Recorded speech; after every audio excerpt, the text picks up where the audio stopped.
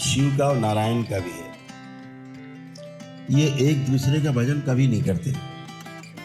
ऐसा कहा जाता है कि नारायण शिव का भजन करते हैं, शिव नारायण का भजन करते हैं, ऐसा कभी नहीं होता। ये दोनों एक दूसरे के भजन में रहते हैं, करते नहीं हैं। करना भी होता है, रहना होता है, रहते ही है। जैसे संगीत अंदर बना रहता है सबके, तो है ही, उन्हें भजन करना नहीं पड़ता, भजन में रहते हैं एक दूसरे के, क्योंकि एक दूसरे के पूरक हैं। बिना एक दूसरे के साथ रहे बनता नहीं है। जीवन के साथ साथ नारायण की जो शक्ति है रहती रहती है। जीवन में गड़बड़ी ना होने पाए, इसके लिए शिव की शक्ति रहती है। जो आपके पास है ठीक से आप सदुपयोग कर सके, ये शिव की शक्ति है। जो आपके पास नहीं है, उपलब्ध हो जाए, ये नारायण की शक्ति है। तो आपके पास उपलब्ध भी हो और उसका दुरुपयोग ना होने पाए, ताकि आपका भोग ना बने दोबारा से और बार बार जन्म न लेना पड़े, इसलिए शिव है। दोनों की आवश्यकता इस शरीर यात्रा में पड़ती है। जब अकेले जीना होता है तो खाली शिव से भी काम चलता रहता है आपका। लेकिन अगर समाज के सामने आपको कोई दृष्टांत उपस्थित करना है, कोई उदाहरण प्रस्तुत करना है, तो शिव और शक्ति के साथ साथ नारायण की आवश्यकता भी रहती है।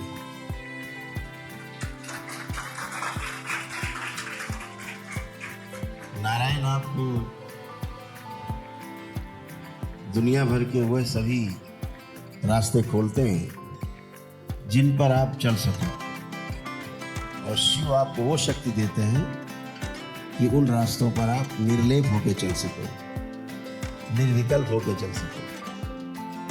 आपको कोई लुभा न पाए, लालच में डाल न पाए, मोह में घसीट न पाए, इसके लिए शिव है। सभी वैभव देते हैं नारायण। शिव आपको उन वैभव को सदुपयोग कराते हैं, दुरुपयोग से बचाते हैं और दूसरे के भले के लिए भी आपको प्रेरित करते हैं। तो नारायण और जो शिव है वो एक दूसरे में अलग ही नहीं कर सकते। आप अपने शरीर से आंखें अलग नहीं कर सकते हैं ही।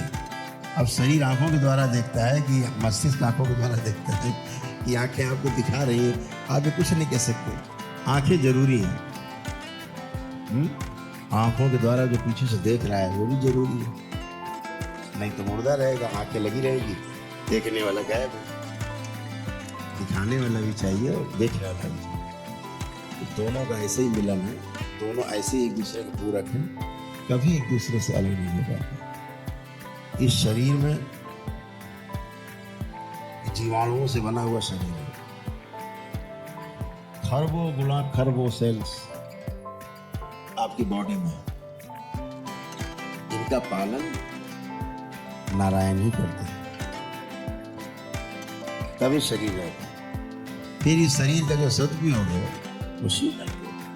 तो दोनों का ऐसा मधुर मिलन है जिसे अलग शब्द कुछ नहीं कर सकता। वो एक साथ रहेगा, साथ आते हैं, साथ रहते हैं, साथ ही साथ रहेंगे। कभी विलग नहीं किया किसी, हमेशा साथ रहेंगे। तभी जीवंतता है, तभी शरीर और जीवन का जो रूप है साथ है दिखाई देता है। जब जीवन शरीर के साथ होता है तो वह चलता फिरता दिखाई देता है। जीवन हटा दो तो शव है। इसलिए शिव और शक्ति साथ साथ नारायण का भी रहता ही रहता है, क्योंकि शिव शक्ति तो अलग हो ही नहीं सकती, वो तो है ही। लेकिन जो नारायण है वो भी अलग नहीं हो सकते। तो अलग नहीं हो सकते का मतलब साथ ही साथ है, साथ ही होना है। तो एक किए नहीं गए, एक है ही।